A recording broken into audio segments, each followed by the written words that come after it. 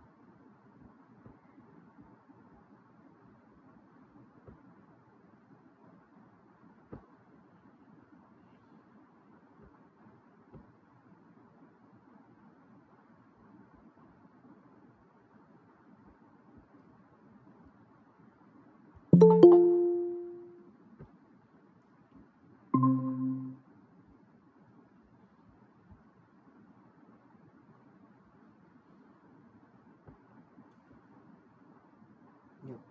Hello. If you have any questions from the last class, you can ask me, and just waiting for a few more to join, and then I would be starting. In the meantime, if you have any questions from the last class, you can go ahead.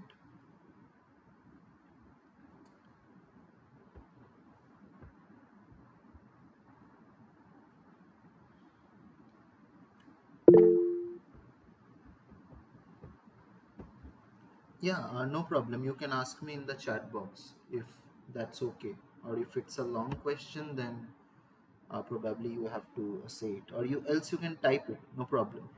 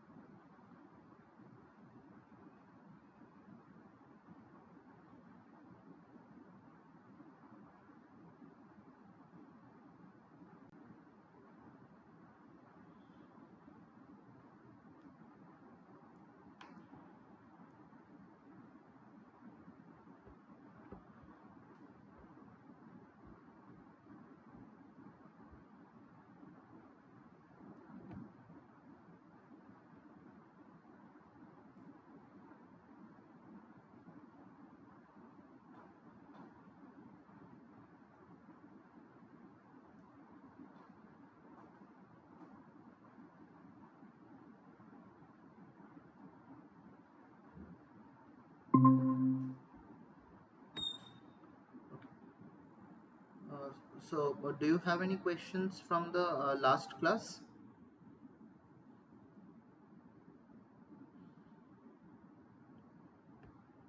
Means the week 5 lecture. If you have any questions, you can ask me. Else, I think we are good to begin.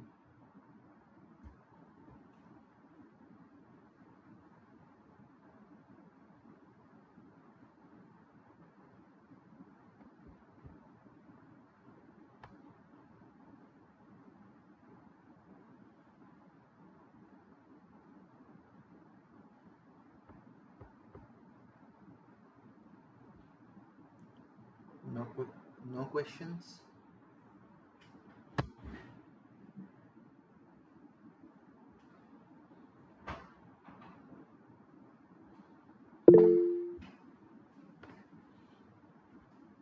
Okay, good then.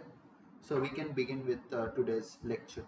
So I welcome you all to today's live class session of week 6 on the course Experimental Biochemistry, which is being taught by Professor Shagota Dasgupta and Professor Shomode of IIT Kharagpur, myself Srijan Sen, and today I will be taking your week 6 live session. So I am sharing my slides with you all. Kindly confirm if you are able to see.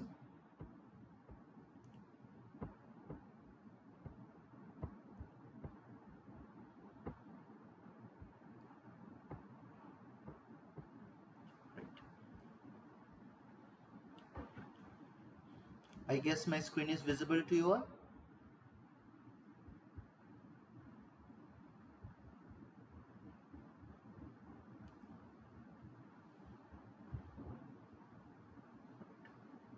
Fine.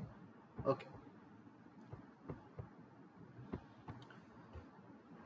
So this week's lecture is basically a continuation to the last lecture where we discussed about the chromatographic techniques. Okay, so in the chromatographic techniques we discussed about the separating proteins or separating biomolecules or say polymers from a monomeric structure or a mixture of other biomolecules, other proteins, and other non-specific or non-desired products. So separating from a mixture of undesired products and getting your target protein, we can do that using chromatographic techniques. Now in hand what we have is a particular kind or a particular type of protein. Now, it is very important to understand or find out the characteristics of that particular target protein, and also when we perform any kind of molecular biology experiments, that is when we check stuffs in molecular levels, it is also important to characterize the particular nucleic acids, like in the primary stage when we perform cloning or we go for site directed mutagenesis, we have to study the characteristics of the particular DNA that is amplified in a particular kind of gel, such that we are able to understand where our desired product is. So that is also another way of separating, not only by the chromatographic techniques, but also when we are running it in a particular type of gel. So this lecture mostly deals with electrophoresis of its gel electrophoresis of DNA and proteins, or nucleic acids and proteins. So how do we start with, or what do we know about gel electrophoresis? So gel electrophoresis is a particular technique used for the separation of DNA, RNA or protein molecules using an electric current applied to a gel matrix. So from the term electrophoresis, you can understand that it refers to the electromotive force that we use for the movement of molecules through that gel matrix. So for the movement of that particular kind of molecules, we need to apply some kind of force, and that is the electromotive force that is enabling the separation of the particular biomolecule, say your nucleic acid, your DNA, RNA, or your proteins, according to their sizes, charge, and other different characteristics that these molecules attain. So what do we do? By placing the molecules in that particular gels, we apply electric current. And these molecules will move at different rates, which which is mostly determined by their mass, when the charge to mass ratio of the species are uniform, and that will move towards the anode, for like we have the DNA molecules, and if it's labeled with a positive charge, then it moves towards the cathode. Usually for DNA experiments, RNA experiments, we the molecules move towards the anode because these are negatively charged, whereas when we are performing for the case of proteins for SDS, polyacrylamide gel electrophoresis, the molecules also move towards the anode because we are labeling it with, or we are providing that particular protein molecule with a uniform negative charge, that is your SDS, or we know that as the sodium dodecyl sulfate. Now, if there are other detergent molecules that we also use, those are positively charged detergent molecules, like we have the C-tab, etc. So those help the protein molecules to move towards the positive charge. I would be discussing all about this in the later slides. And apart from the SDS gel polyacrylamide gel electrophoresis, or your C-tab polyacrylamide gel electrophoresis, there are other ways of also separating proteins. Okay, so there are other ways of also you can separate proteins, like you have the native gel electrophoresis, where the molecules move according to their pi, or the isoelectric point. Now, depending on the pH of the buffer that you are actually using, the molecules would be moving. So that is all about a very brief introduction about gel electrophoresis. All of these would be discussed in details. So now let us understand the principle or the physics behind electrophoresis. So if we understand how a gel apparatus is connected to a power supply, we would be knowing that it follows the basics of Ohm's law, that is voltage equals to current into resistance, V equals to IR. So now we need to find out what is the voltage, what is the current, and the resistance. So here the gel acts as the resistor and the power supply as the voltage and the current source. So you have a apparatus that maintains a particular or constant voltage and constant current supply to your gel, where your gel acts as the resistor. That is, it provides resistance. What does it provides resistance to? It provides resistance to the biomolecules, or even the molecules that you want to ultimately separate. So most power supplies deliver constant current or constant source, and that constant currents or constant voltage is actually very important to be maintained whenever you are running any kind of gel or performing any kind of electrophoresis, because a difference in the voltage or the current would cause an deviation in your resistance, and that resistance won't help your molecules to separate in a gel, and that would lead to false positive or even false negative results. So false results. So most of these power supplies deliver constant power, that is power equals to voltage into current. Now the most modern commercial instrument is color coded, so such that the red is the positive terminal of the power supply, and it is connected to the red lead of the gel apparatus. So this is where we are actually running the gel. So that is the gel apparatus. Okay.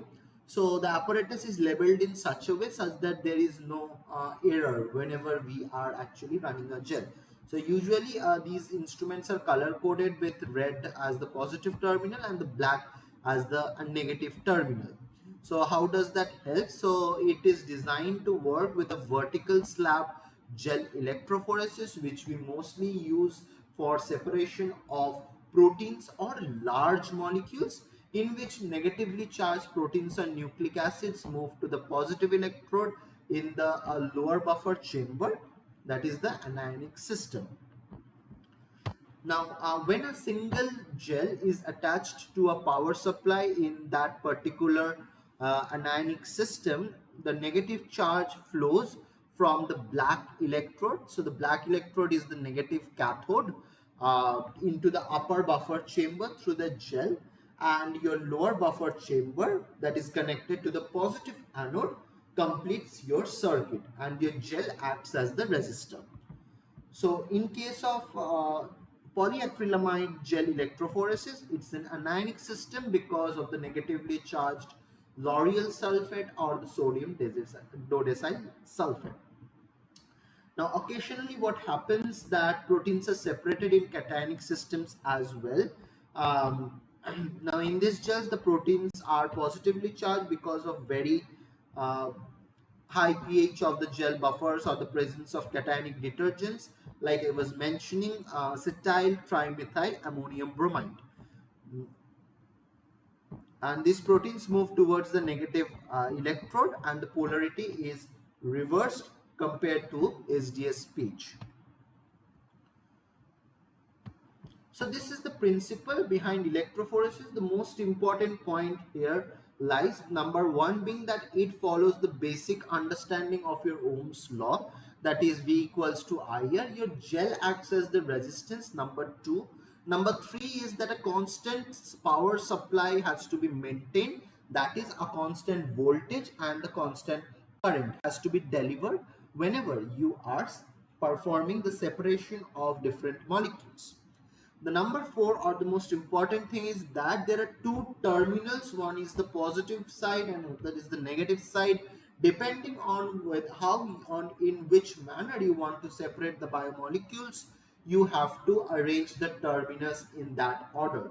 So what happens, the circuit gets connected from the top half of the portion to the lower half of the portion by the cathode and the anode joined by an electrical circuit, where the circuit is completed when the gel is into it and it provides a resistance. Okay, so these are the very important messages that you would like to keep in mind as we move ahead with the lecture. Now, another type of, so we heard about the polyacrylamide gel electrophoresis for the separation of proteins. Now, how do we separate DNA or RNA or small molecules? So for that, we run agarose gel electrophoresis, or AGE, AGE, that is agarose gel electrophoresis.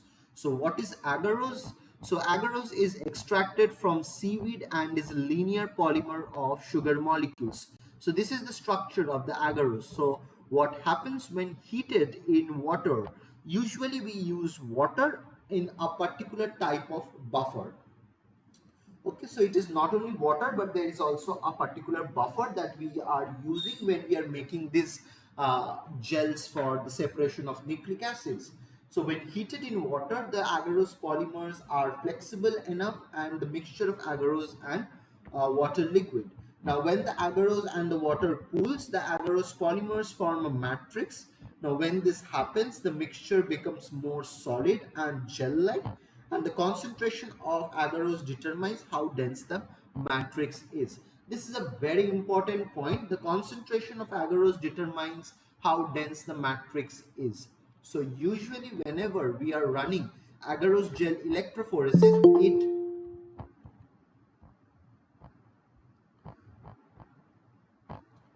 whenever we are performing agarose gel electrophoresis, the concentration matters.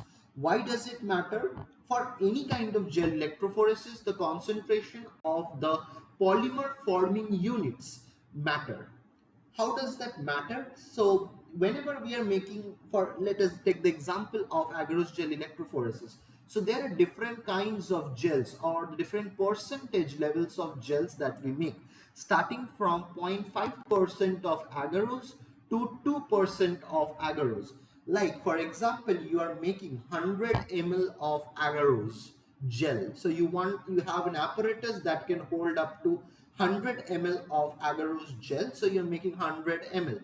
So if you have to make 0.5% of your 0.5% agarose gel, so you weigh that much in grams. So 0.5 divided by 100 into 100, and you measure 0.5 grams and you put it in a particular buffer, and you heat it, cool it, and pour it in the apparatus to make the gel. So that is 0.5%. Similarly, it works for 2% as well, where you weigh 2 grams in 100 ml. Now, how do these concentration matter? I'm coming to it. Like now, if we take the example of an SDS gel electrophoresis, this gel electrophoresis for separation of proteins, we do that in different percent. Like we have from 6% gel to 20 or say 18% of gel. So this is the gradient. Like we have the 6% to 18%. So what is this percentage that we are using? So in polyacrylamide gel electrophoresis, the polyacrylamide and the bisacrylamide, the acrylamide and the bisacrylamide plays a role over here. So the higher you take the concentration of these, say acrylamide and bisacrylamide mixture, the higher concentrated your gel would be. Now the question lies, so why are we using 0.5% of agarose gel, and when are we using 2% of agarose gel? Similarly, when are we using 6% of agarose gel and polyacrylamide gel, and when are we using 18% polyacrylamide gel? So there is the question. So what are these lower concentrations of these gels used, and when are these higher concentration of gels used, and why are we even using it? So to answer this question, now there is a varying range of proteins that or nucleic acids that you would like to separate. There are sometimes for separation of nucleic acids, your size differs from 6,000 base pairs to 100 base pair. And for proteins, it varies from say 200 250 kilodaltons to about 5 kilodaltons. So there is a varying range of proteins that you want to resolve or you want to separate. But whenever you are making a constant concentration of gel, that does not work for all of these. So these lower concentration of these so lower concentration of gels are usually made for higher molecular weight proteins or nucleic acids, right? So if we want to resolve a gel or resolve nucleic acids having sizes 6,000 and 5,000 base pair long, we have to use lower concentrations of agarose. Whereas if we want to resolve 250 kilodaltons and 200 kilodaltons, we got to use 6% SDS page.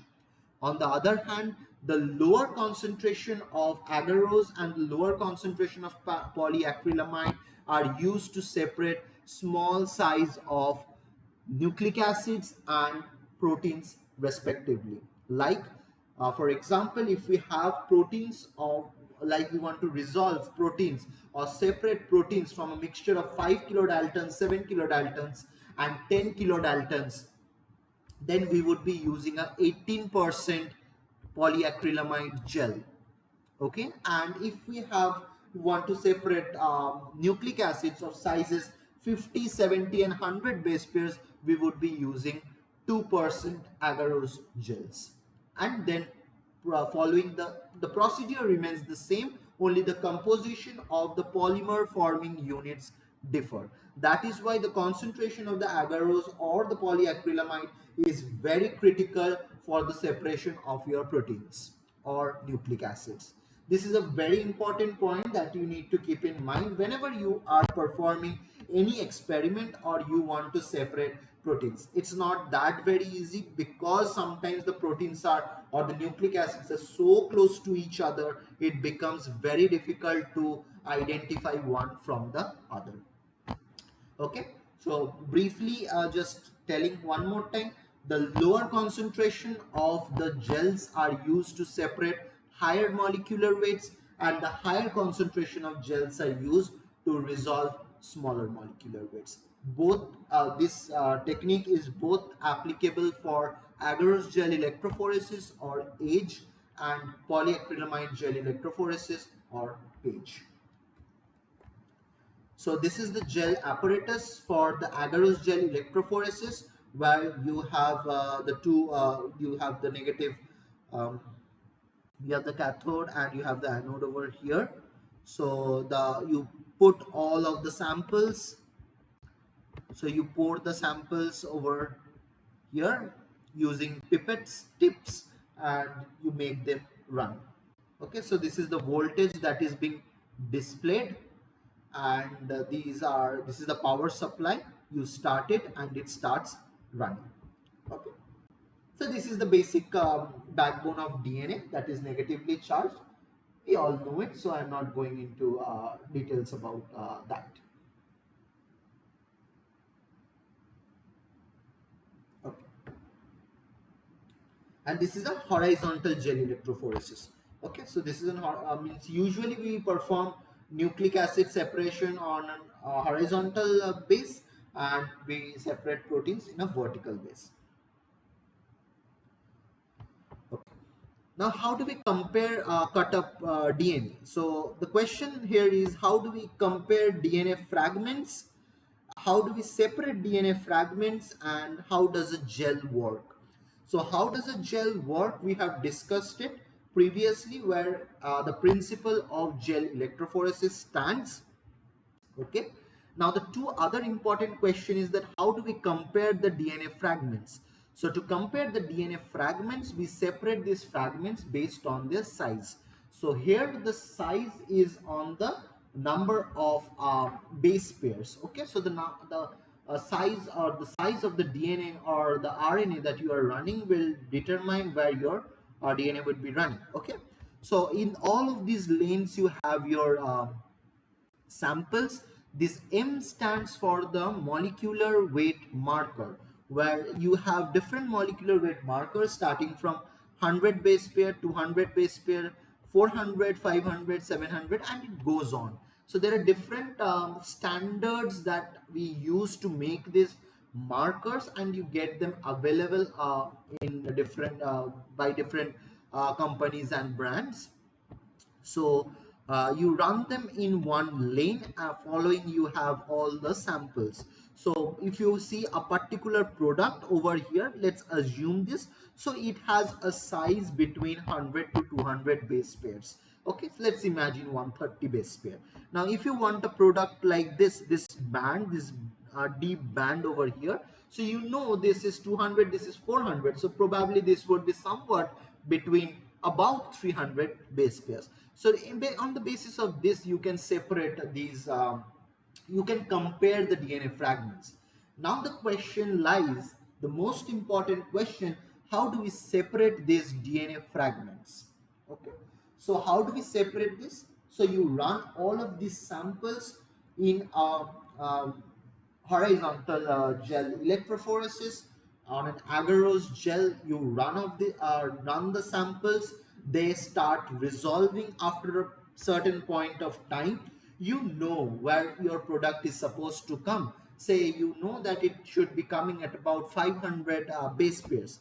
Let's assume this band you want at the end of the day.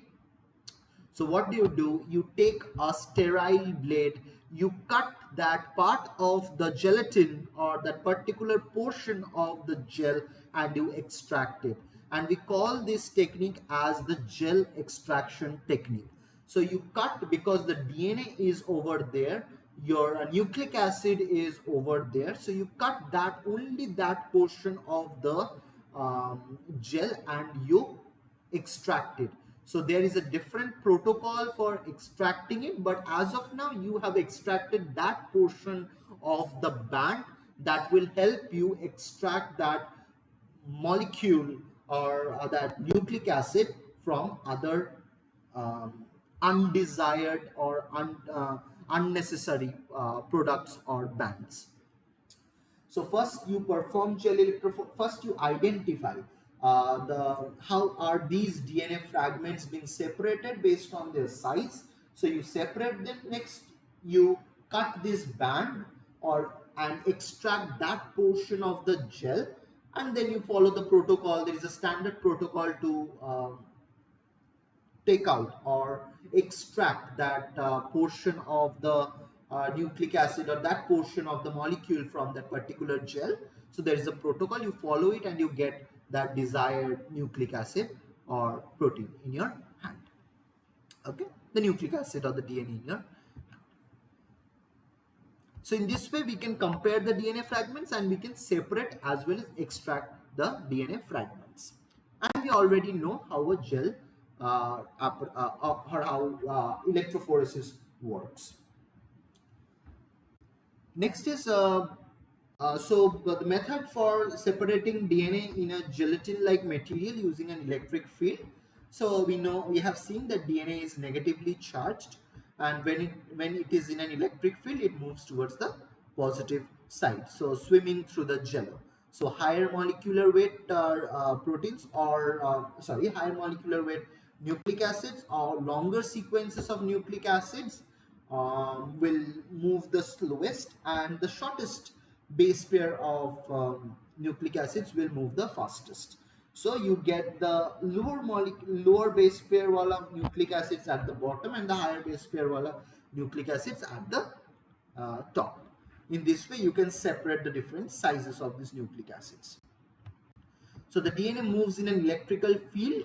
So how does that help you compare the DNA fragments? So the size of the DNA fragment affects how far it travels. Smaller pieces travel farther, large pieces travel slower and lag behind. So we had understood all of this and we know all the reasons why. So you see over here, you have DNA and a restriction enzyme over here. You run them and you get at the end of the day so many bands. These are the bands at the top are the longer fragments, the bands at the bottom are the shorter fragments. So in this manner you can perform. So you see this under a UV and you can see the bands glowing. So what makes these bands glow? Whenever you are making this agarose gel, you use some amount of ethidium bromide. So what does this ethidium bromide or ETBR, what does it do? It intercalates between the DNA strands. It intercalates in the strands of the DNA, making this DNA or the RNA glow or makes them fluorescent. And based on that, you can understand where your particular band is running or which of the following is your desired product. And we use all of these techniques for whenever we are performing cloning. Talk about molecular cloning or restriction digestion of different products, plasmids. Whenever you want to separate a mixture or combination of plasmids and other products, so we use this electrophoresis in all of these techniques. So like here you have a mixture of DNA molecules of different sizes. You apply a power source and you run them in the gel, and this is more or less the same thing that is written. So this is the sequence on how you do it. So when you cut it with restriction enzymes, you can see that you are getting different bands. So these are the level of experiments that you do in your bachelor's or UG level. So for staining DNA, you can use Carolina blue stains to DNA. Easier it is to see on a light viewing box or and most of the times or commonly we use ethidium bromide to see it under the UV because it makes the DNA or the nucleic acid glow. Now coming to the polyacrylamide gel electrophoresis or PAGE. So this is the entire apparatus for running the PAGE. This is your power supply where if you can see it, where it is written 0, this is where you adjust the voltage. So you see it's glowing near V. So now it's 0 volts. So before starting, you put it at 80 volts or 100 volts or 60 volts. So you change the voltage using all of these and you can adjust the voltage. Next is your milliampere. So if you want to maintain a constant current supply, so for that you have about 150 milliamperes or 200 milliamperes and you proceed. And the third button is your timer. So you can see that your protein, or you want to run your protein for 60 minutes. So you can adjust the timer, or even you can see for how long your protein has run. So these are the three buttons. Apart from that, you have the stop, run, pause button, and over here you can adjust the voltage and the current as well. So now this is about the power supply. Now coming to the most important system. So this is the place where you put your gel plates. So your plates are placed in a manner such that you can load them and they run horizontally, vertically to one another. So these are the black and the red channels. So at the bottom you have the anode, so your protein being negatively charged will move towards the anode.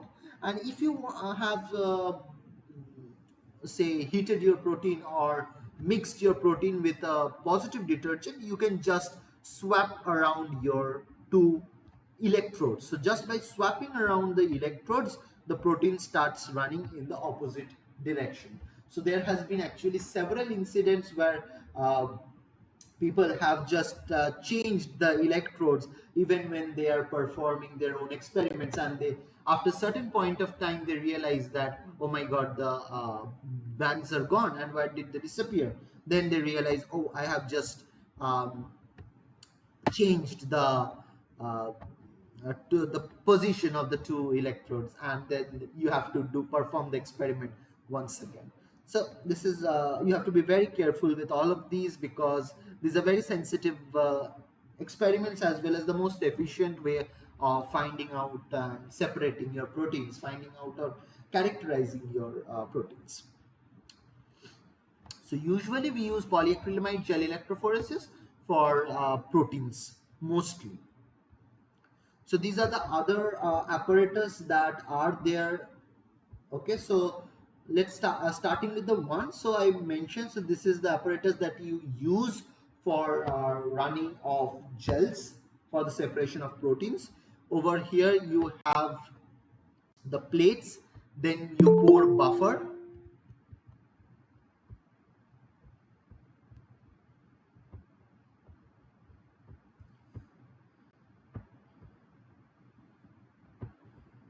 So in this apparatus you have the gels. So these gels are mostly pre-made. You make it the previous day and you put it, and it stored them at 4 degrees. You put a buffer inside it, and then you run the gel. Okay, these are the combs. So there are different combs that you use for making the wells in the particular gels. So here you have about, say, 15. This is a 15 well gel, this is 20. Here you have 30, here you have 5, here you have 10. So there are 10 wells, 15 wells, 20, 30, 5. There are different combs that we use. So these are known as the combs. This is the bigger plate that you use. This is the thinner plate that you use for making of the gels. So you put them side by side, and you put those gels inside this fifth channel. Okay, so there is a channel where you put them, you place them, and this thing goes to number 7. Okay, where you start making the gel. So there are clamps that are used for holding your gels tightly, and there is a cushion over here that you use, or a rubber sometimes we keep, such that it does not start leaking, because in the primary stage the gel that we are making is very fluidic, and it will take about 30 to 45 minutes to actually form the first layer of the gel. Okay, so first, this is the apparatus. So we go in this manner. First we start from the last actually. So you keep these things prepared. You take the two gel plates, you put them together, pack them inside number 5, and you put them for making the gel. Now you make the gel, store them at 4 degrees overnight. It is good to do that. It's recommended to do that, because this helps in the better polymerization of the gels, and the next day early morning you come and run the gel. It's going to run beautifully. So after you run the gel, you stain them using Comasi blue Okay, whenever we are running the gel, we also need to track the how long or how far your gels have run. So for that we use as a tracking dye is bromophenol blue. That's mostly or commonly used for tracking gel, for tracking your proteins, and is known as the tracking dye. For staining of gels, now you have your gel is completely run, you need to stain your gels. Why do you need to stain your gels? Because you want to see the bands of your proteins, or you want to see how well your proteins have resolved, what is the size of your protein. Okay, so for that you stain them in Comasi blue dye, and you destain them. After destaining, you see some good broad bands at different sizes. Over in one lane you run the molecular weight marker, so you have the standards, you know the size of all of these, and from here you can understand that it is running just below 97 or at 97 probably. So we'll have a size of about 95 kilodaltons, let's assume that. So from this you can also understand how clean your lane is, because sometimes whenever we are purifying proteins, this method actually helps us to tell which fraction of the proteins are very pure. Maybe you see in number 3 and number 4 the bands are bit thick, so the thickness of the band determines the concentration of the protein. But in number 5 you see the band might be a bit thinner than the other lanes, but it's a very clean lane. So probably take the lane number 5 fraction wala protein and use it for different experiments because it has a clean lane. If your protein is of size 95 kilodaltons, assuming that. So this is a very efficient way of understanding the molecular weight of the protein as well as resolving the proteins. Now, like I was mentioning, if the proteins are of very lower size, they do not get easily resolved at higher percentage of acrylamide. For that, you need to use we need to use higher percentage of um, say higher percentage of acrylamide and bisacrylamide, and that will help you to resolve the lower molecular weight proteins. So lower molecular, if you want to resolve the lower molecular weight proteins, use higher concentration of acrylamide and polyacrylamide, and if you want to resolve the higher molecular weight proteins, use lower concentration of acrylamide and polyacrylamide. So this gel electrophoresis is a very nice way to actually find out a lot of things, and it actually also eases a lot of process whenever lot of processing whenever you are if you want to perform experiments. Like usually to do an experiment you need a very pure protein, and you see how beautifully this gel has run, and you can see only one band, maybe a few of there is there, but it's not of that high concentration. But it's such a clean lane, you can use that for any experiment. Even you can use this protein for crystallization if you want to. So that's a very nice way to do, and it provides a lot of good information. So whenever we spoke of electrophoresis, there comes separation. So separation is a very important term that we also need to understand, because whatever we studied the last class or this class, whatever we are studying, it was totally based on separation. Separating biomolecules from other undesired product, separating proteins from the other unnecessary proteins like the bacterial proteins, the toxic proteins that we do not require actually. So everywhere, whenever we want to extract something from a mixture, comes separation. Separating them from this, separating this from that, separating these from those. So all things are actually what we need to do is separate from a mixture such that we get specifically that product that we only need. So the term separation is not only a word, rather it has such a scientific value, so that we need to understand in this particular slide. So in terms of gel electrophoresis, the term gel in this refers to the matrix used to contain that separate the target molecules. So what is this gel? The gel is a cross-linked polymer whose composition and porosity is chosen based on the specific weight and the composition of the target that we want to analyze. Like I was mentioning, the molecular weight or the complexity of that molecule. For that, we have the composition and the porosity is chosen in that manner. So composition and porosity is determined by the varying concentration of the polymer forming units, right? Now, when we are separating proteins or small nucleic acids, DNA or oligonucleotides, the gel is usually composed of different concentration of acrylamide and a cross linker. So the cross linker over here is the bisacrylamide, producing different sized mesh networks of polyacrylamide. When separating larger nucleic acids greater than a few hundred bases, the preferred matrix is purified agarose. In both the cases, the gel forms a solid yet porous matrix. So these pores are formed by the acrylamide and the cross-linker, that is the bisacrylamide. So acrylamide, in contrast to polyacrylamide, is a neurotoxin and must be handled with safety precautions to avoid poisoning. Now, agarose is composed of long unbranched chains of uncharged carbohydrates without crosslinks, resulting in a gel with large pores for the separation of macromolecules and other complexes. So I guess this paragraph is very clear. I explained it. So after the electrophoresis is done, the molecules in the gel can be stained. So we need to stain this gel. So ethidium bromide, silver staining or Comasi blue dye may be used for this process. Other methods used for the visualization, like if an analyte molecule fluoresces under ultraviolet light, a photograph can be taken of the gel under ultraviolet lighting conditions. If the molecules to be separated contain radioactivity, an autoradiogram can be used. So depending on what the inbuilt characteristics of these molecules are, we can perform that.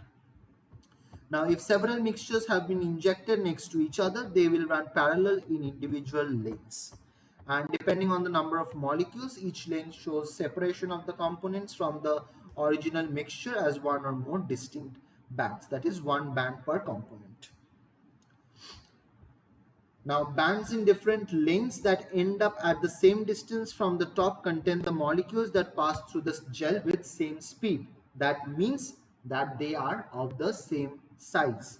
There are molecular weight markers which act as standards to separate the mixture of molecules. To understand the size of the mixture of the different molecules, if such a marker was run in one lane, that we usually do, we run these molecular weight markers in a particular lane to act as standards for comparing the unknown sizes and also in order to determine their size.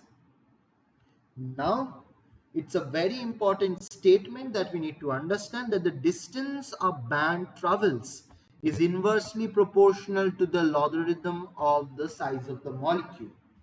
Now, this is a very approximate prediction that we are doing. Like over here, if we see that this particular protein is somewhat between the size of 97 and 67, but what is the exact size of that molecule is not known to us. But that is not a disadvantage, that actually we can calculate and find it out depending on how far have they traveled or how far have they traversed from the starting point. So to calculate that, the distance a band travels is inversely proportional to the logarithm of the size of the molecules. So the molecular weight would also vary in an inverse manner to the logarithm of the size of the molecules. So in this manner, you can draw a curve and find out what is the size of the molecule. I guess it's clear.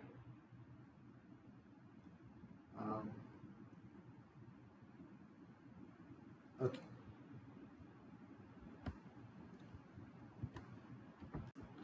Till now, if you have any questions, you can ask me.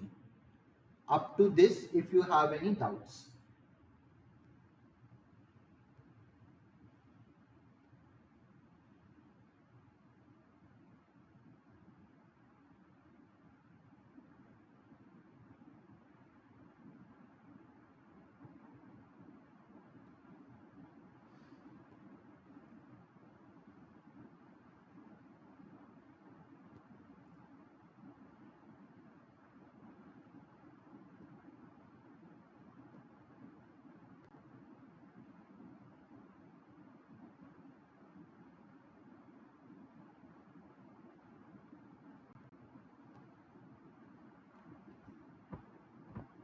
You do not have any doubts?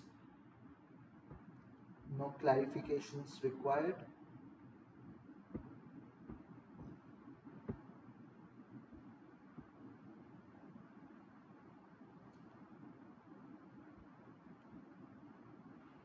Sorry, I did not get you at that time. Is this process instantaneous? What process are you referring to?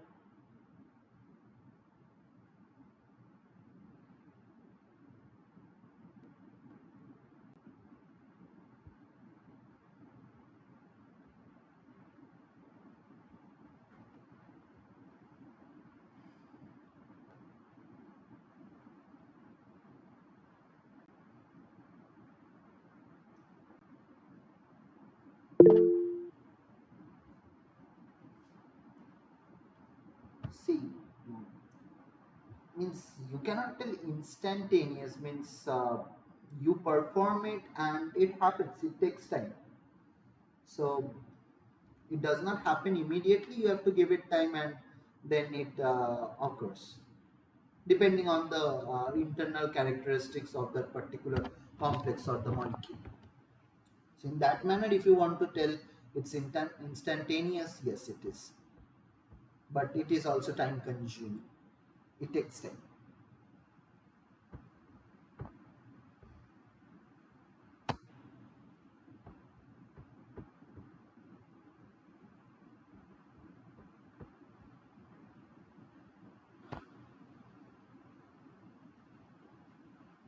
Right then, no more doubts, so we can continue. Okay.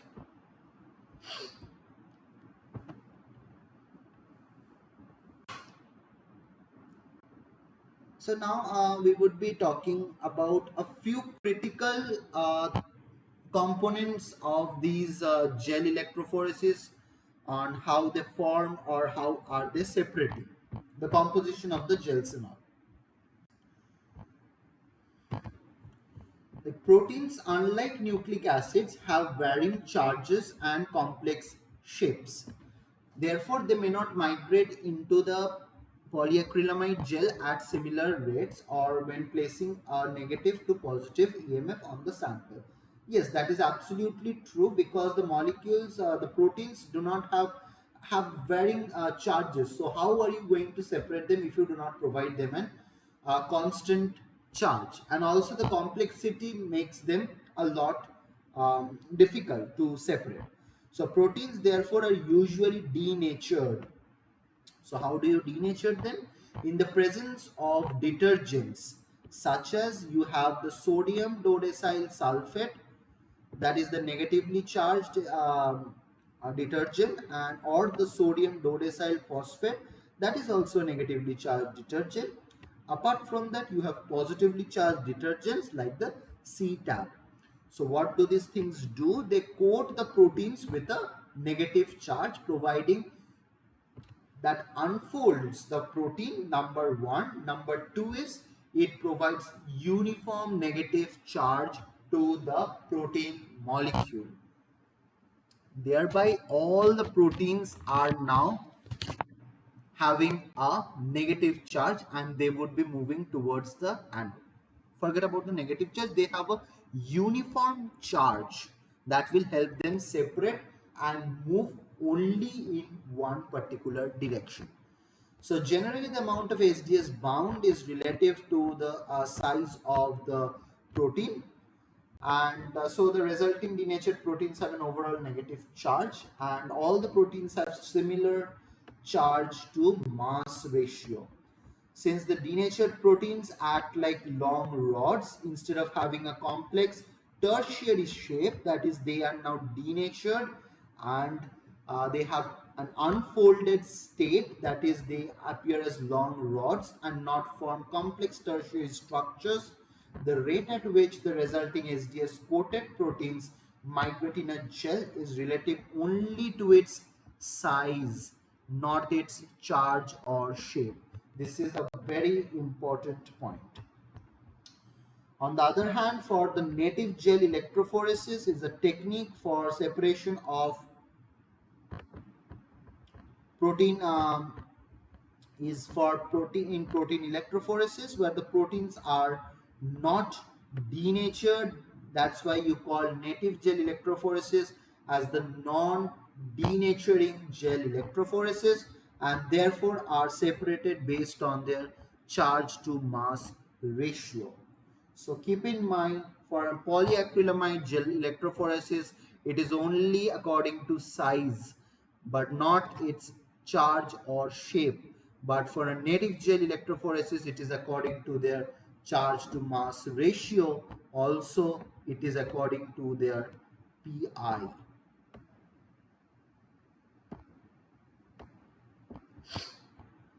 Now, polyacrylamide gel electrophoresis or PAGE is used for separating proteins between sizes 5 to 200 kilodaltons due to the uniform pore size provided by the polyacrylamide gel, like I was mentioned. Now, pore size is controlled by controlling the concentration of the acrylamide and bisacrylamide powder used in creating a gel. Acrylamide is a potent neurotoxin and in its liquid and in powdered form, so we need to handle it carefully. Agarose gels can also be used to separate native protein. They do not have a uniform pore size, very important, but are optimal for electrophoresis of proteins that are larger than 200 kilodaltons. Okay.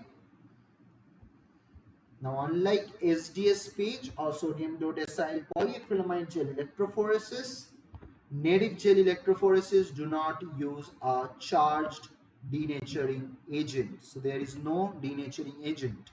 The molecules being separated differ in molecular mass and intrinsic charge, and they experience different electrophoretic forces dependent on the ratio of the two. The proteins remain in the native state may be visualized not only by general staining but can be used for enzyme linked staining, and there are other histochemistry that you can perform. Now, SDS page is a technique used in biochemistry, genetics, molecular biology, forensics to separate proteins according to their electrophoretic mobility.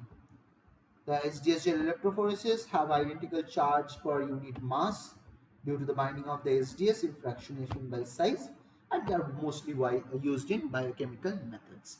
But whatever points are very important are highlighted in bold, and I have also underlined them. So these are the most important points that you would like to keep in mind, because there would be few very critical questions whenever you're going to give any exam, not only this NPTEL exam or any exam like the competitive exams. People or question setters play around with this portion. There are going to be tricky questions, and if you can get them, it will help you to score. Now, let's start with the procedure. So the solution of proteins is first analyzed. To be analyzed is first mixed with SDS and an ionic detergent that denatures. So the role of SDS is very important. What does SDS do? It denatures secondary and non-disulfide linked tertiary structure and applies a negative charge to each protein in proportion to its mass. Without SDS, what happens? The different proteins with similar molecular weights would migrate differently due to differences in mass charge ratio, as each protein has an isoelectric point and molecular weight particular to its primary structure. And this thing Whatever is written like different proteins with the similar molecular weights, whatever we do it over here is done in a native page. Now adding SDS solves the problem as it binds and unfolds the protein, giving uniform charge. So what manner does this SDS bind? So in a ratio of approximately 1.4 gram SDS per 1 gram of protein is required for the binding, giving an approximately uniform mass charge ratio. So the distance of migration through the gel can be assumed to be directly related to only the size of the protein. So the different chemical ingredients that you use for making of acrylamide gel, polyacrylamide gel electrophoresis is very, very important. Like what I would like to mention over here, a few very important points like so this is all of the history that is written. It was known as a potential embedding medium for sectioning tissues in the early 1950s, and two independent groups, Davis and Raymond, employed the polyacrylamide gel electrophoresis in 1959, and these have different several desirable features in a versatile medium. So it separates protein molecules according to both size and charge. So the properties of SDS gel is that it is a synthetic gel, it's thermostable, transparent, strong, relatively chemically inert, and can be prepared with a wide range of average pore sizes. So the pore size of a gel is determined by two factors: the percentage or the total amount of acrylamide present and the amount of cross-linker, that is percentage C, and the total amount of acrylamide, that is percentage T, right? So pore size decreases. It is very important to keep in mind. Pore size decreases with increasing percentage T with cross-linking. 5% C gives the smallest pore size. Any increase or decrease in the percentage C increases the pore size, as the pore size with respect to percentage C is a parabolic function with the vertex as 5% C. It is very, very important. So for the minimum or the smallest pore size, your pore size is smallest when your when you are increasing the percentage T, but when you have 5% of cross linker. But whenever you are increasing or decreasing the percentage C, it increases the pore size irrespective of the varying percentage T. That you need to keep in mind. So the gel material can withstand high voltage gradients feasible to various staining, where you have the Comasi blue staining, silver staining. It is also very specific. Silver staining is very specific, and it can even stain up to a few nanograms of proteins. Apart from that, you can perform autoradiography and digestion of all these bands and all for permanent recording. And for the polyacrylamide gel electrophoresis, you require two um, layers of gel.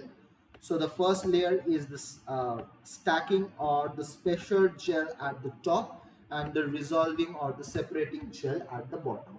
But you make them in a reverse manner. So first you make the resolving gel, and then you put the stacking gel at the top. So you require a tris that is used as a buffer because it is an innocuous substance and its pK is 8.3. So it's very satisfactory for making a buffer of pH range 7 to 9.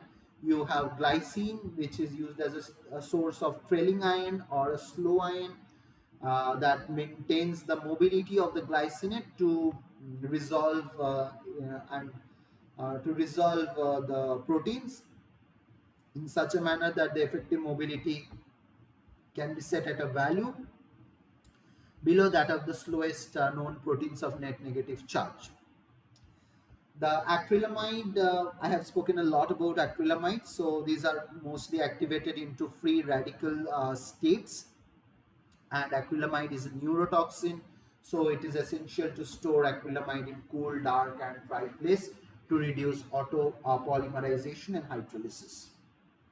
Where base acrylamide is a cross-linking agent, and it chemically links the acrylamide molecules head to head. Sodium dodecyl sulfate, so the intrinsic charges of the polypeptide becomes negligible because it provides uniform negative charge that is contributed by the SDS. So 1.4 gram of SDS per gram of protein is required to provide that uniform mass charge ratio. And these polypeptides after treatment becomes rod-like structures possessing uniform charge density, that is same net negative charge per unit length. Now coming to another two important components. One is the ammonium persulfate and the other is timid. So ammonium persulfate or APS is responsible for generating the sulfide free radicals that are actually the triggering agents of the gel electrophoresis. Those are the triggering agents in gel electrophoresis or making of the gels. So APS is known as the initiator because it initiates the polymerization of that particular gel. That is why it is known as the initiator. And then you have the TIMET, that is N-tetramethyl ethylene diamine. So the chemical polymerization of the acrylamide gel is used for SDS. So it can be initiated by APS and the quaternary amine. So the rate of the polymerization, and you know that these free radicals are very spontaneous, or they once join break. So they are very highly entropically, they have very high entropy. So to stabilize that, so in order to stabilize that to form only one particular bond between these free radicals, you require this timid.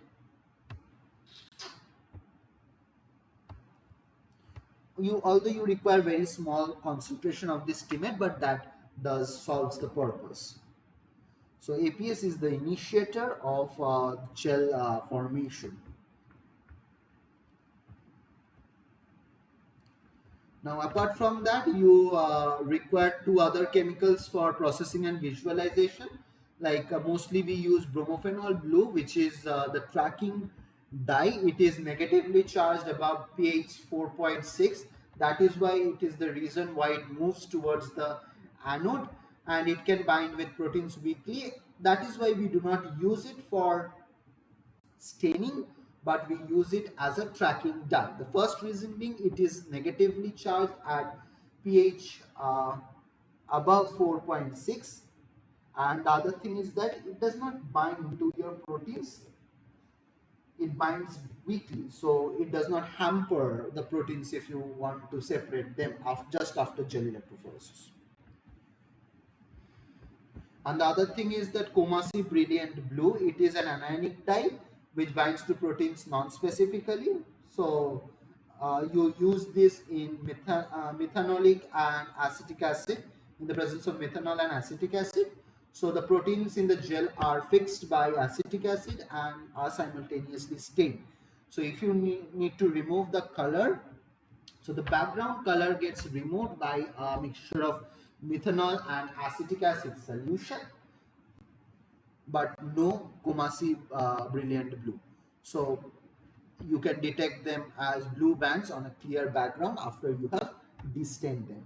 So just remember that the staining dye is the Kumasi Brilliant Blue and the tracking dye is your bromophenol blue.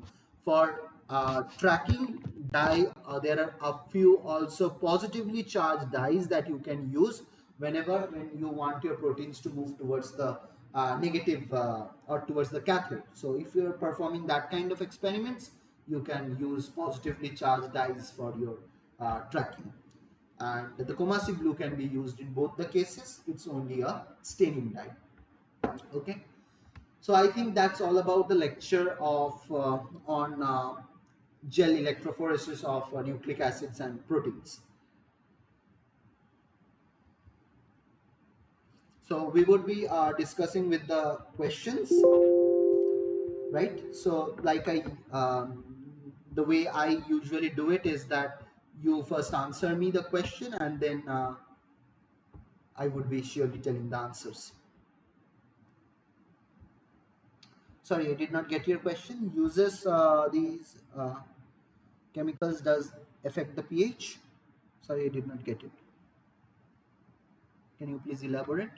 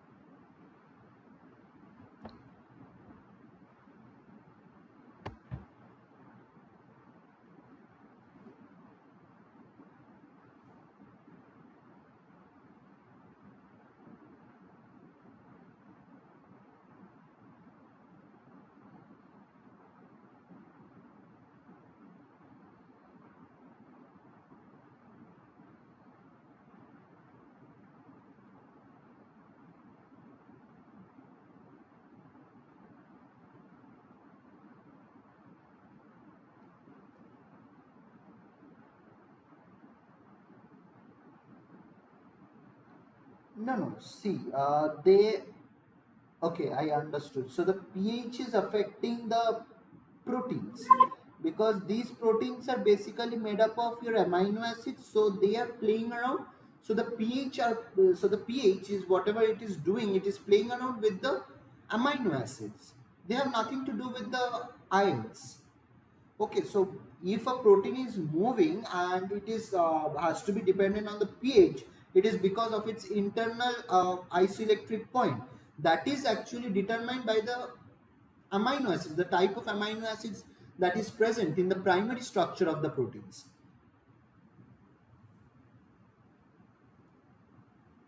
So if you have, if a protein is made up of more number of acidic amino acids, so you will have a pI which is very low. So now if you are using a pH that is about, say it has a pI of 4 and you are using a buffer of pH 7, so your protein would be negatively charged. So it is dependent on the type of amino acids that constitute that particular protein, the primary structure. It is also not dependent on the other higher order structures.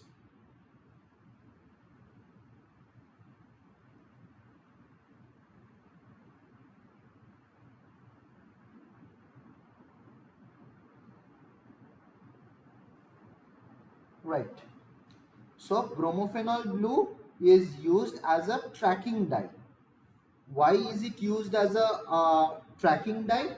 Number one is that it is negatively charged above pH 4.6.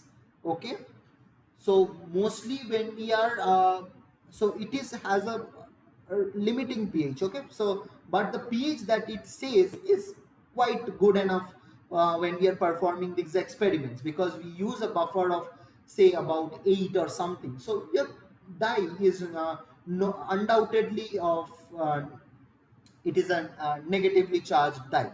So it is used as a tracking dye. What it does, it runs ahead of your proteins. That is what it does. It marks the baseline. So you have to see how far it is you have to run. So if you are running in a marathon, you have to know where is the end line, when you will stop. So once when the tracking dye reaches the base of your gel, you understand now it's time to stop the voltage. You cannot run any further because then your proteins would just go into the buffer. Therefore you use bromophenol blue as a tracking dye. That is number one.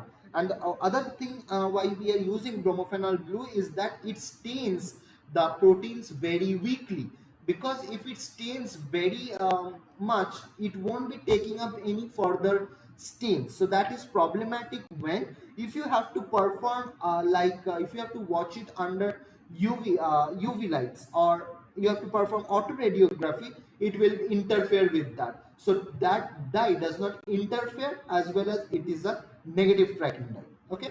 Comasi blue on the other hand is a staining dye. Why is it a staining dye? Because number one, it is used in a mixture of methanol and acetic acid. Acetic acid fixes the proteins wherever they are. So it will be fixed and it would stain. So fixed means it will stain it in a irreversible manner. So it does not unstain the proteins, but it unstains the background, or we call it destain the background. So Comasi blue is a staining dye. It stains it, and whenever you use a destain, so the destaining solution is a mixture of methanol and acetic acid, but you do not use any powder of Comasi blue. It's a transparent solution. So it takes off the color from the background of the gel, and you see clear, bright blue bands on your gel on a white background. Clear? Good. Any other questions? Otherwise, we will be discussing with the solution, the question and answers.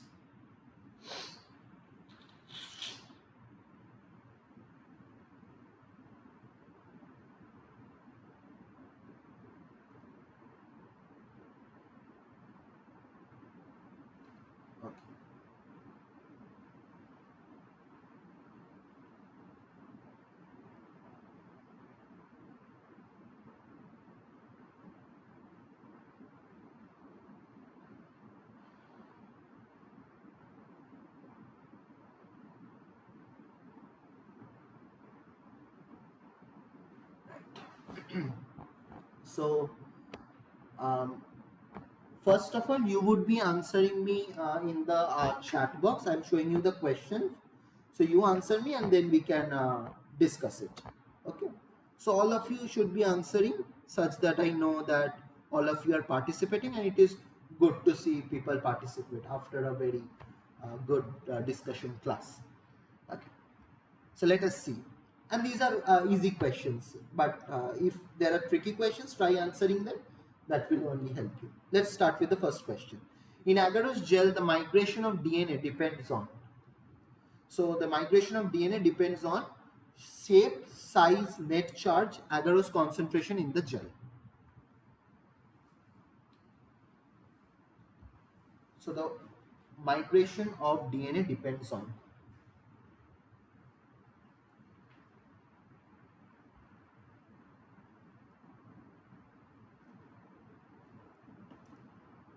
See, every one of you agree to see. Think before you answer. Think. Yes, I got an answer. Size, net charge. Okay.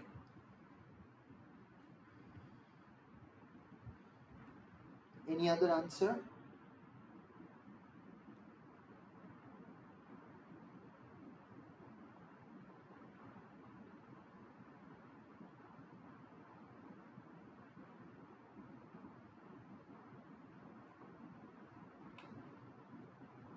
So if you see the first option, shape, size, net charge, this is a very appealing option that is there.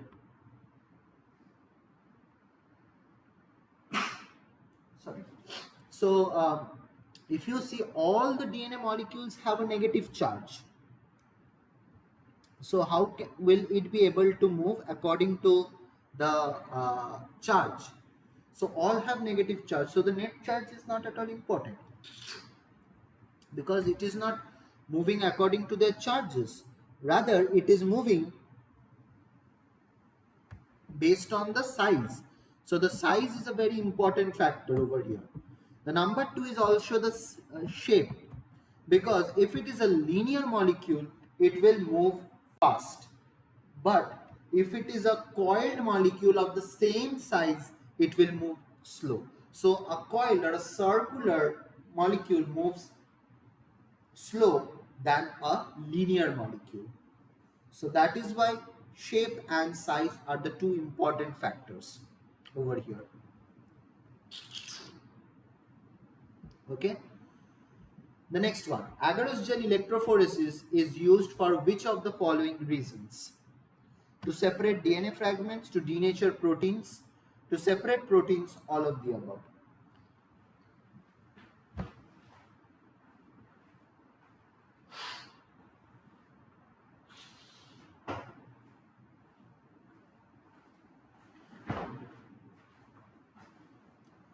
A, yes, that is correct. So A is the correct option, to separate DNA fragments. But can it separate proteins?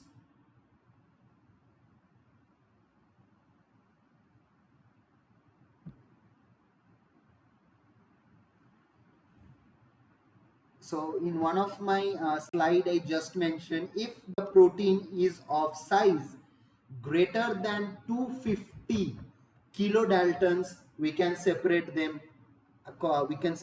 by agarose gel electrophoresis. Okay, so agarose gel electrophoresis can also be used to separate proteins, but if there is a question like this and it is an MCQ type of a question, go for separating DNA fragments.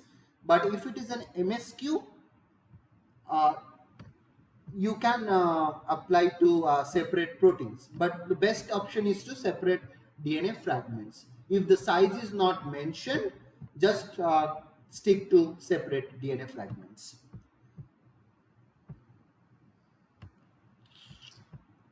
Yeah, that's correct. A is the correct option. Right, let me mark it. Okay. The next one, this is the third question. SDS page can be used to determine which of the following: PI of a protein, molecular weight of a protein, presence of disulfide bonds in a protein, dissociation constant of a protein ligand complex.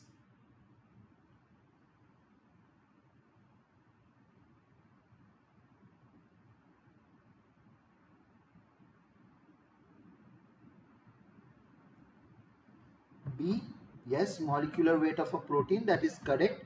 Any other option feels appealing to you? Any other option?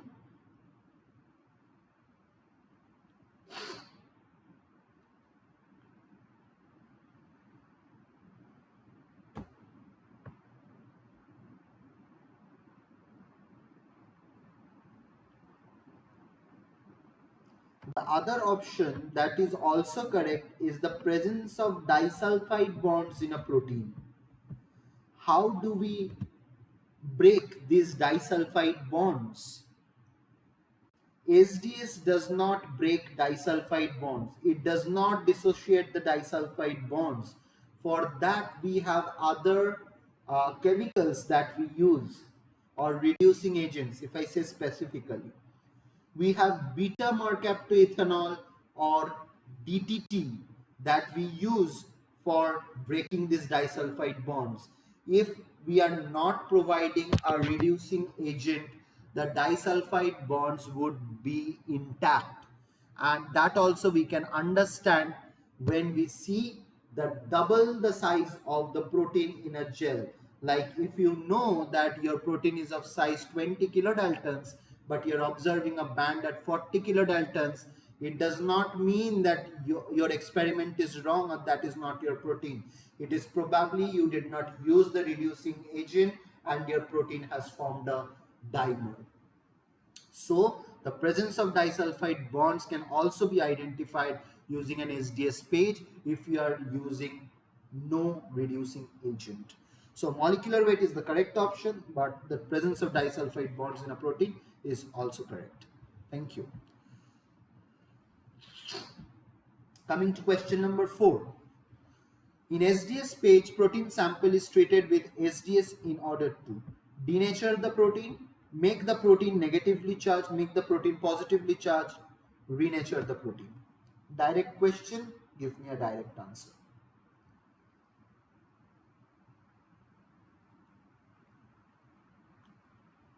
Make the protein negatively charged. Jatin says denature the protein. Another protein negatively charged. How about keeping both the options? Yes, both the options are actually correct. If it is an MSQ, go for both the options. If it is an MCQ, I guess this question won't be asked because both A and B are the correct options. So you denature the protein and you provide a uniform negative charge to all the amino acids or to the entire protein.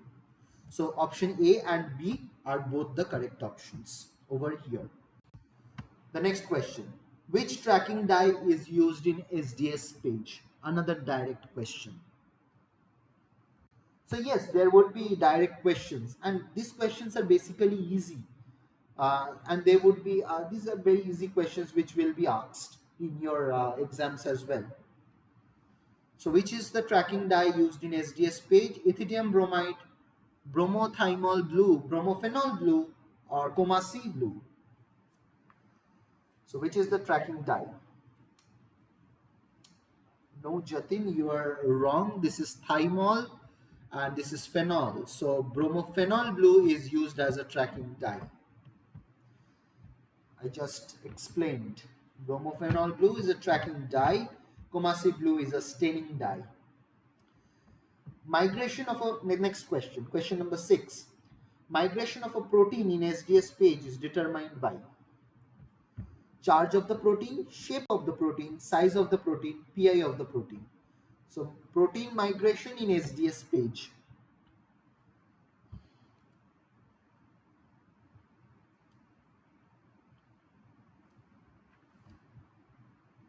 I got one answer, waiting for others to answer.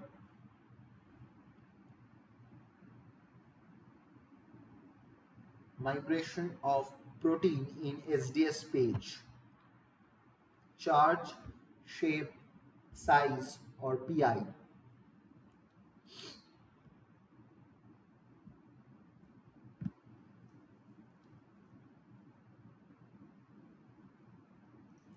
So I got C, I got B, I got D. Okay. See, it's already mentioned SDS page. So the concept of PI does not come. The charge does not come because it is a uniform charge by mass ratio. So the way so the migration occurs according to the size of the protein. So I just explained that it resolves according to the size and they will be appearing according to the standards that runs parallelly in the molecular weight marker lane. So the size of the protein is according to which the proteins would be migrating in an SDS page. Question number 7. What is the role of APS in SDS page or native page? So what does ammonium persulfate do? To catalyze polymerization of acrylamide, to cross-link acrylamide and bisacrylamide, to provide free radicals for cross-linking reactions to maintain the pH of the gel.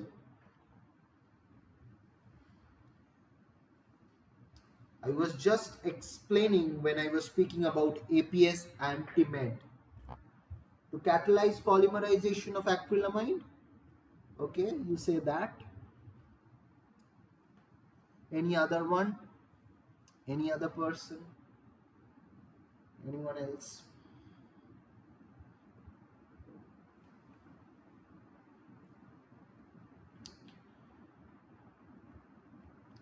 So if I give a term for APS, it is the initiator. So to catalyze polymerization of acrylamide, that is partially correct. The more correct option would be to provide free radicals, free sulfide radicals for the cross-linking reactions. To catalyze polymerization, even TMET can do that. But to initiate, to provide the free radicals, you need APS. So if only we could provide TMED, that would have solved. That is also catalyzing. But that is not providing the free radicals that will initiate the cross-linking reaction. So therefore APS is required as an initiator because it is providing the free radicals. So C is a more appropriate answer than just A. And if you could only catalyze it, we would have not been using TIMED. Sometimes people do not provide TIMED and get it, but that's a bad gel that you get at the end of the day, because it's a very slow polymerization process and the gel is very fragile. Okay, question number 8. So this is question number 8. In SDS page, which of the following ions are present in the buffer? So the ions present in the buffer, you have to identify the ions that is present in an SDS buffer. Tris, glycine, glycine and chloride and SDS, all of the above.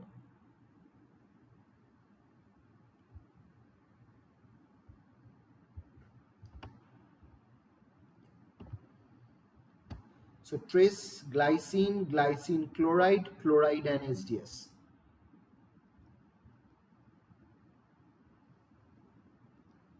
In a buffer, what do you have?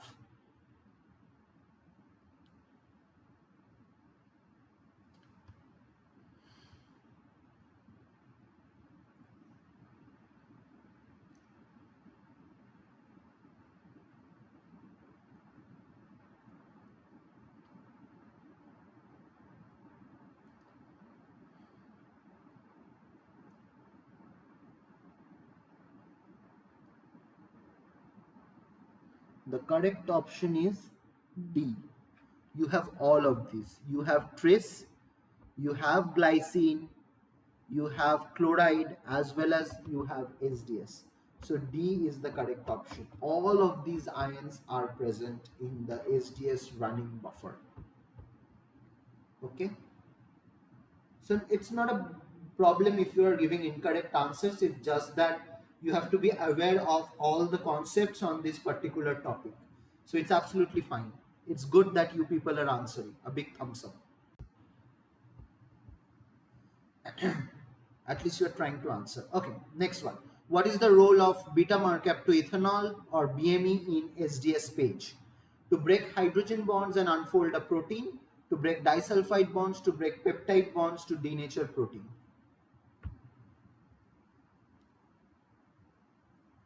B. Anyone else? Role of beta mercaptoethanol? That was a quick answer, and that is the correct answer, to break the disulfide bonds. Apart from that, what other reducing agent can you use?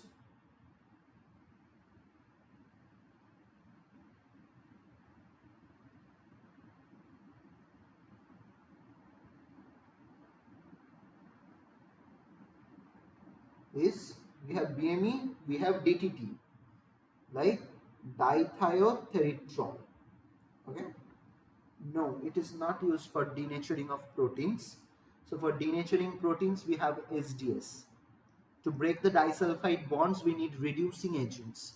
For that, we have beta mercaptoethanol and DTT, dithiotheriterol.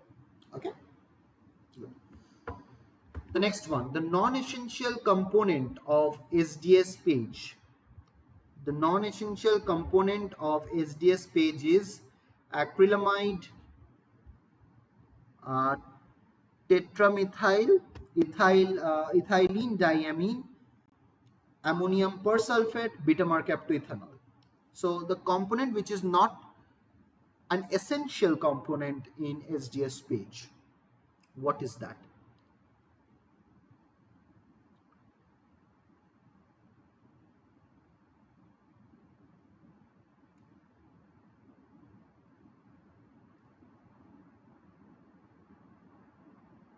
So if I shorten the thing for option B, it is basically TIMED.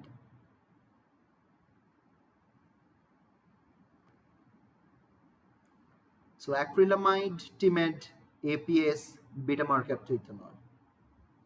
Yes, it is used. Acrylamide is the most essential component. APS is required. The only thing that is not that essential is your beta mercaptoethanol. because it is used for breaking of disulfide bonds. If you do not have a cysteine, you do not need it. So it is dependent on the composition of the primary structure or the composition of the protein. So you do not require it it's not absolutely necessary. If you want to use it, you definitely can. Question number 11. Which of the following standard method is used to visualize protein? To visualize protein, what would you do? Comasi, brilliant blue staining, ETBR staining, gram staining, silver staining.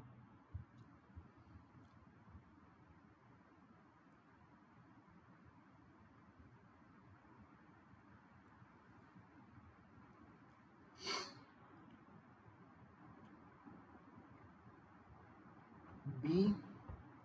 No, you have to visualize proteins. How can you go with an ETBR staining? ETBR staining is, what does ETBR do? I just mentioned a few minutes or quite a few minutes back. ETBR intercalates between the strands of DNA. That what makes the molecule to flourish. So your proteins do not have all of those. So the Comasi brilliant blue staining is one. The other thing is that for more specific or analyzing or more sensitive experiments, you go for silver staining. So A and D are correct options. So one advantage of silver staining is that you can even analyze up to a few nanograms of protein. So in that way, silver staining is better than Comasi blue, but more or less we go for the cost-effective Comasi brilliant blue stain. Now the pore size of agarose gel can be reduced by, okay, so how do you reduce the pore size of an agarose gel? Increasing agarose percentage, decreasing agarose percentage, increasing salt content, changing the pH of the buffer. So pore size needs to be reduced.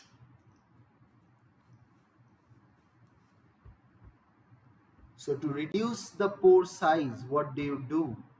So the pore size is reduced by increasing the agarose percentage. The higher the agarose percentage, the smaller will be the pore size. The higher the means the lower the agarose percentage, you imagine you have a room of a constant dimension, but there are less number of people. You have 10 people, and on the other hand you have 50 people. In the gaps would be more or less when you have 10 and 50. By imagining that, you can answer this very easily. Okay, so by increasing the agarose percentage, the pore size gets decreased. Okay, the next one. The pore size of an acrylamide gel can be changed by. So previously it was the pore size of an agarose gel. Now it is the pore size of an acrylamide gel.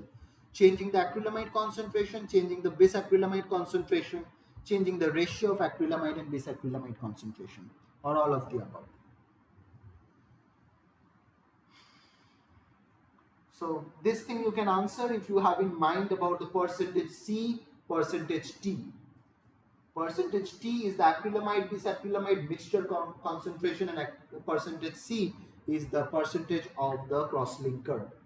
So how can you change the pore size? Here nothing is mentioned about increasing or decreasing. It's about changing. So how would you do that?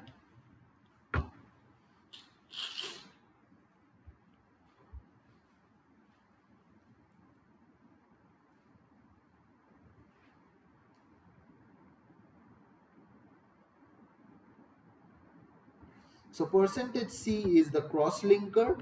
So B is correct. So by modulating or playing around with that, the pore size decrease can be changed.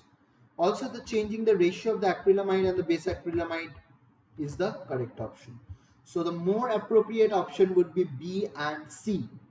Now the question lies, what if it is an MCQ? Now if it is an MCQ and only one option is correct, go for all of the above. But if it is an MSQ, go for B and C, because just by changing the acrylamide concentration, it does not hamper anything. Probably it can, but partially. We are looking for more correct options. So the more correct option would be B and C, but only if it is an MSQ. But if it is an MCQ question, go for all of the above. So keep these small details in mind whenever you are going for any exam, because these are the tricks you need to know. And people play around with this type of questions only. Okay, question number 14. In electrophoresis, DNA will migrate towards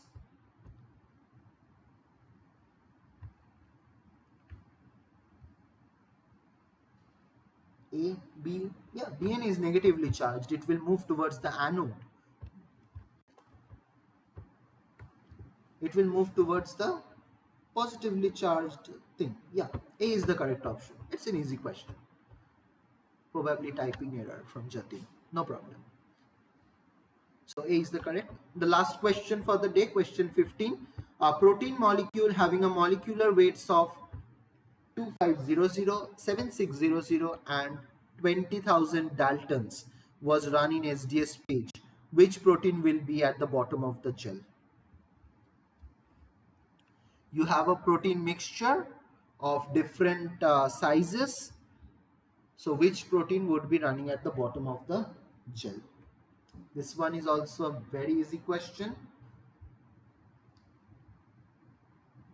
I got one answer. Anyone else with a different answer?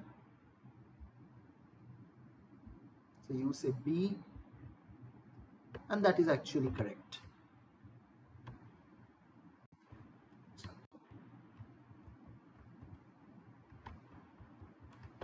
Right. So 2500 will be running at the bottom of the gel, and 20,000 Daltons or 20 kilodaltons would be at the top. So smaller molecular weight proteins at the bottom, higher molecular weight proteins at the top.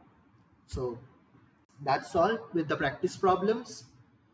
If you have any doubts regarding today's lecture, you can ask me. Else, if you have any questions, you can go ahead.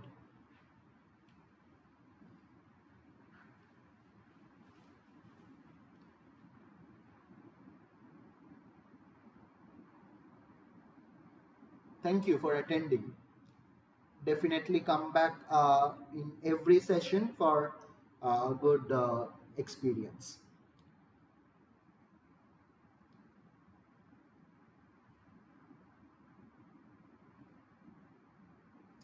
No questions? Good, then we can end the class. Okay, thank you all. So we will meet again in the next week. Okay, so keep joining. And another thing is that all of these sessions are recorded and uploaded in YouTube. You can get them from the NPTEL team, and keep my channel subscribed, that you will get the notifications. But the best thing is that come and attend these sessions. Bring along your friends as well. Those who have doubts, you can attend it, and you can have a very great learning experience. It's better to hear them have a 1:1 discussion rather than just hearing them in YouTube. Okay, for those who are attending for the first time, you can definitely get all of the previously sessions as recorded in YouTube. Okay, you can check over there, and if you have any problems, you can contact me in my email ID I'm just mentioning. Any questions anytime, you can just mail me. I will definitely get back to you with an explanation. Okay, so thank you all. We will again meet in the next week, same time, 6 p.m. Okay, thank you for joining.